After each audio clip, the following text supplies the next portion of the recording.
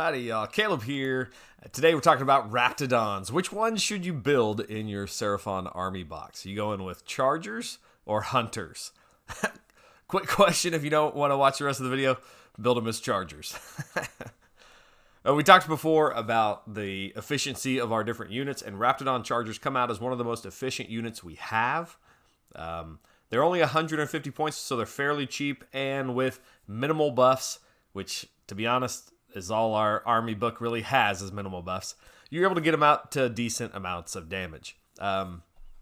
Quickly, we'll look at the Warscrolls.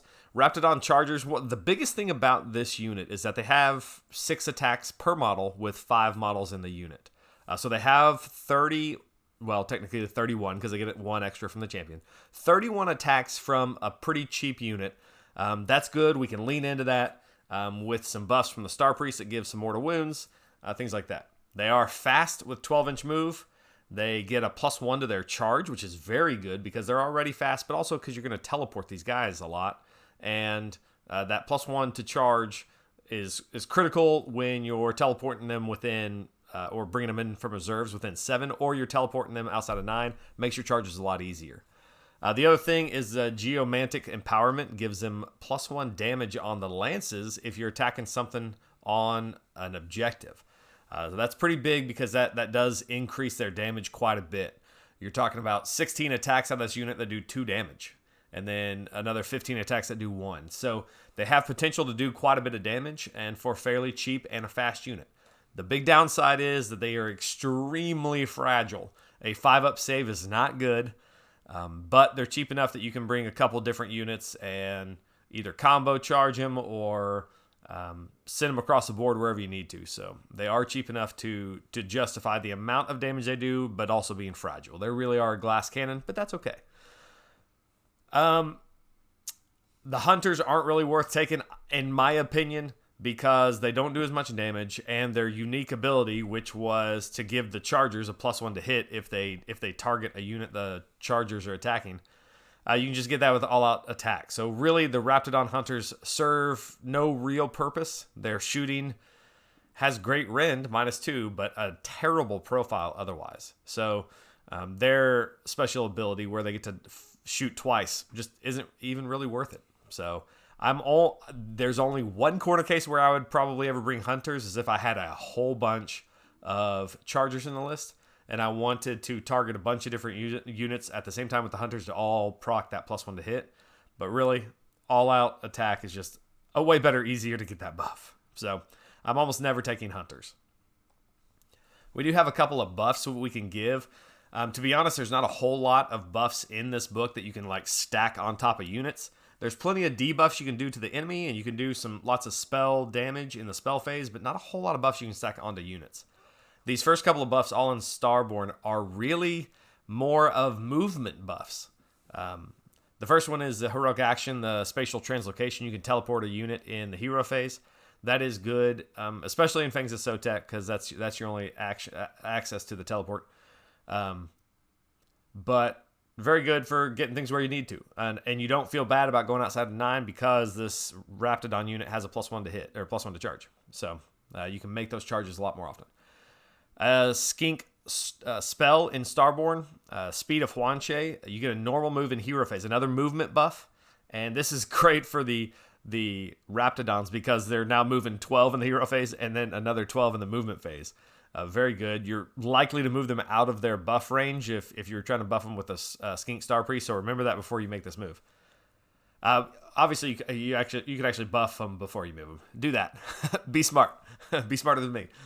Dracothian Cell, half the units can be in reserves. These are great units to put into reserves because you can drop them down on a weak unit that's guarding an objective. If they have like a smaller unit guarding their home objective, dropping these Raptadons down will more than likely kill them because you get that extra damage. So you're looking to drop them into good situations where you get that +1 to damage and can kill something. The Slan plus Space Folder's Stave, it has an artifact. Now, this goes into Dracothian's Tail because this is the only time that you're going to be setting up units in the movement phase. But at the end of movement, set up a Starborn unit more than 7 inches from enemy. This is incredible for Raptadons. Now, maybe there's some other units that are better to set up within 7, but Raptadons aren't too shabby. because they do have that +1 to say, or +1 to charge, and they'll get extra damage when you're fighting something against on objectives. So use that to your advantage to take out those weaker units that are on the back objectives or on the flank objectives. Very good for that.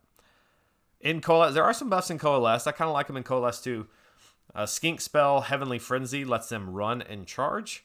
They do get that +1 to run and charge, so you're going to get extra range out of this. So their movement of 12, their run of 6, and then you've got +1 to the run and charge for this unit to make them very quick in Coalesced.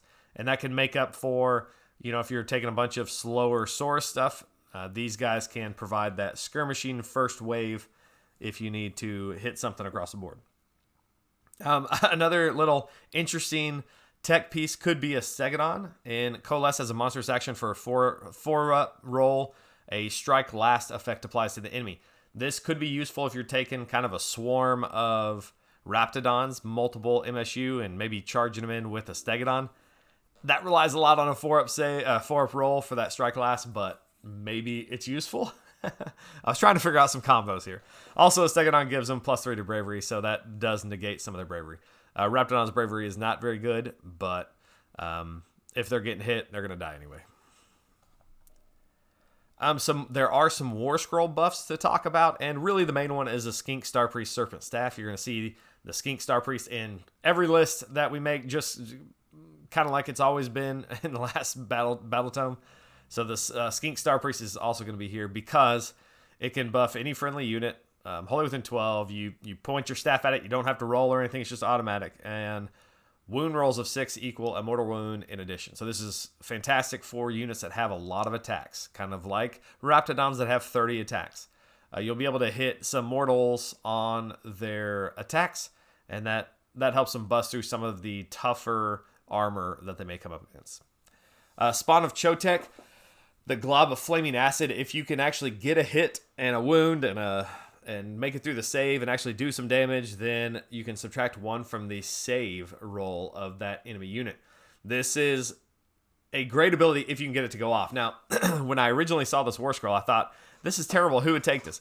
But now after seeing kind of our lack of buffs in the book, I end up slotting this Salamander, the Spawn of Chotek, into a lot of lists because if it goes off, it's great. If it doesn't, it's 125 points.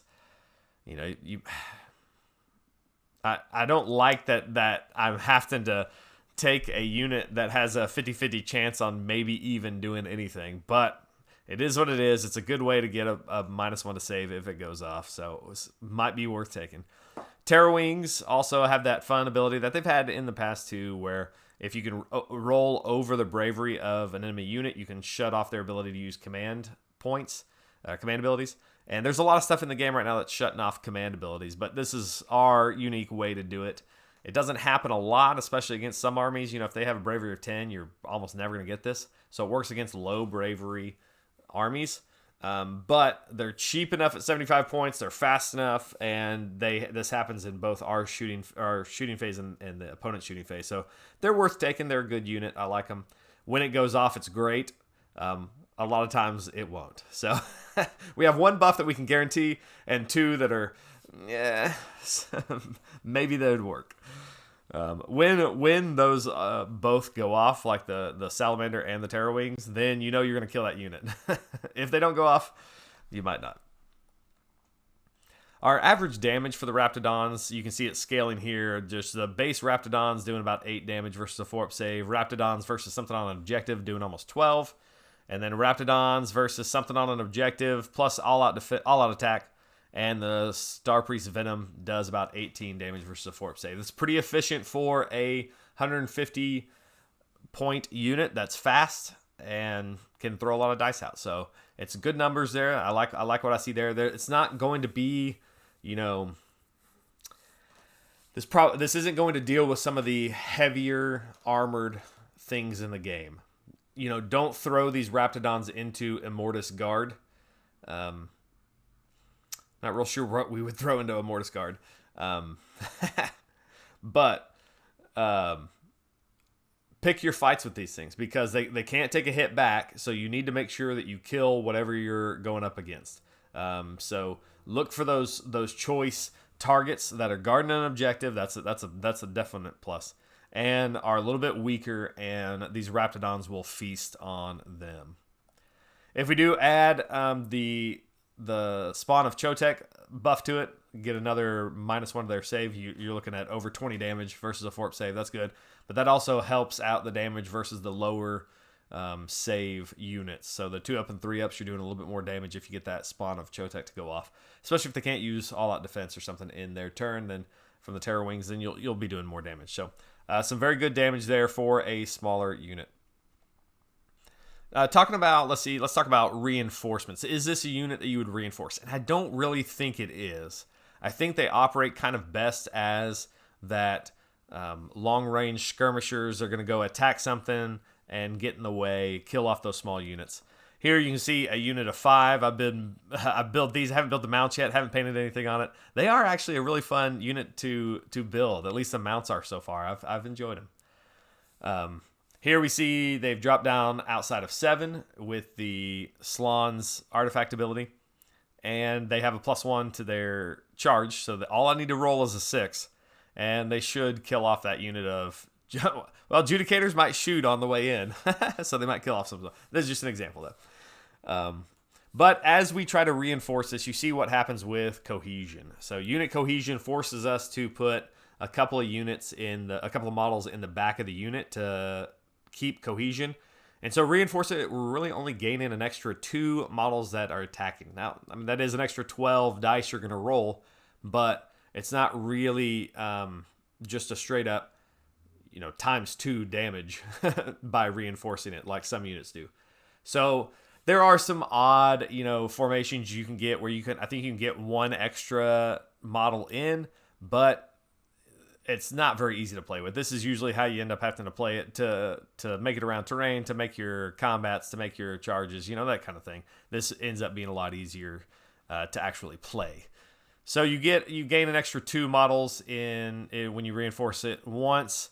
Not really worth it in my opinion. I think I would rather have the separate units. The one thing where it comes into play where maybe this becomes a reason to reinforce it. Let's say you are charging these Judicators. They do unleash hell. They kill off, 2 or 3 models. You haven't really lost a massive amount of damage. Whereas if you were only charging in 5 and you lost 2 or 3, you've lost, half your damage potential. So if you expect to be taking damage on the way in or expect them to be shot before you ever get them into combat, maybe that is a point where you reinforce them so that you can withstand a little bit of that damage before they actually get into combat. Double reinforcing, I had to use my Saurus Knights here. I've only got 10 Raptadons. You can double reinforce it in Fangs of Sotek. I'm going to be honest, I just like Dracothian's Tail so much more, and so I don't see where you'd end up. Maybe if you're going for like a Raptadon heavy list, you could go Fangs of Sotek just so they're battle line. So in Fangs of Sotek, they are battle line, so you can double reinforce them there. Here you can see by double reinforcing them, you are getting quite a few more in combat. You're going to have 10 in combat in this formation. And that's 60 dice you're throwing at something. Buff them up with a Star Priest, and you will just obliterate whatever you touch. So, that is 450 points. That's quite a bit, but you're talking, just a little bit more expensive than 20 warriors. And these things will do a lot more damage than 20 warriors. So I think in Fangs of Sotek, maybe if you were focusing just on this, but this is very fragile.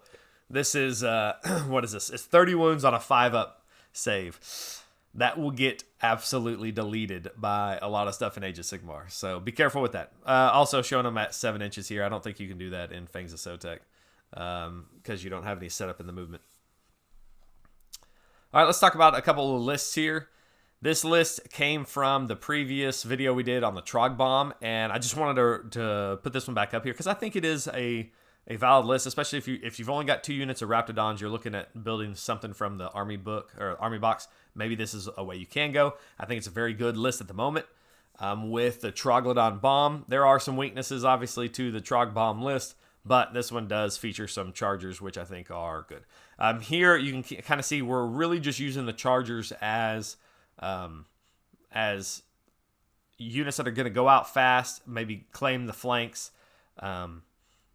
We don't have a lot of buffs here. In fact, we don't have any buffs that we're going to designate to the Chargers in this list. So they're going to operate on their own. But that's okay because you're doing a lot of your damage through your hero phase. And so really you need these Raptadons to just kind of clean up what's left over after that phase. We've talked about this list before in previous video. Go watch that if you want to see a complete breakdown of that Trog Bomb list. This one here is a Dracothian's Tail list. This one, I tried to come up with a way to include as many Chargers as possible. I was really wanting to put this in Fangs of Sotek, but I kept coming back to Dracothian's Tail. Having the ability to drop them in outside of 7 is just so strong for these things. It's going to help you so much in what you're targeting. So I do have Slann as my general with Arcane Might so that he can throw a endless spell twice as far as normally. Space Folder Stave so that you can drop a unit outside of 7 every movement phase. Comet's Call, obviously a great spell. Unfortunate it's now in Spell Lore, not on the Warscroll. And then Fueled by Gurish Rage for the aspect just to help keep that Slann alive as long as possible. Skink Star Priest, 2 of them with Speed of Huanche so I can get extra speed on my Raptadon Chargers. Unit of Guard to guard my Slann. 2 units of Skinks just as screens. And then I've got 4 units of Chargers and 1 unit of Hunters. Here's a case where I did take a unit of Hunters so that I can split up its shooting attacks. If for some reason I'm getting in a bunch of Chargers, this will give all-out attack to all of the Chargers. So it is, I think that might be a case where it could be useful. To be honest, it might be more useful just to bring in more Chargers. I do have a unit of Terrorwings here, and then 2 spawn of Choteks, and a Purple Sun. The reason I took 2 spawns is I really want that -1 to save. This gives me a better chance at it, but it also fits into a battle regiment and fits the points just perfectly. So I liked how that one came out. I do have a Purple Sun on there to give me the extra rend on a unit, and 2 battle regiments for exactly 2,000 points and 2 drops. So in this list, like you're taking the Slann, you're chucking the Purple Sun all the way across the board, so its normal range of 8 is going to be doubled.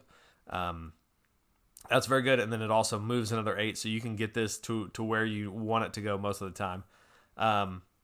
If you need extra range on that, you could always drop like the 1 unit of Hunters and bring in an Astrolith. That's probably a good idea to give you more range on that Purple Sun, but also to help your casting and ward saves and summoning. Yeah, I probably should have dropped the Hunters and brought in an Astrolith. I'll change this list in the comments. So there's 2 different ways to get -1 to save onto a unit, and the Terror Wings can hopefully shut down their all-out defense. So your Chargers are going to be doing quite a bit of damage when they go in, and they should be dropping at 7 inches or moving double speed from the speed of Huanche. So you should be able to get lots of movement here. Now, this list is very, very fragile.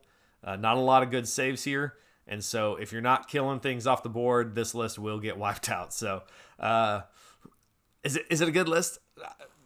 I don't know. It definitely looks like a lot of fun. It's fast. It's got some good tech in it. And it can kill some stuff. So I don't know. I need to try it out. One more list I wanted to take Koatl's Claw. This one I actually played yesterday versus my son.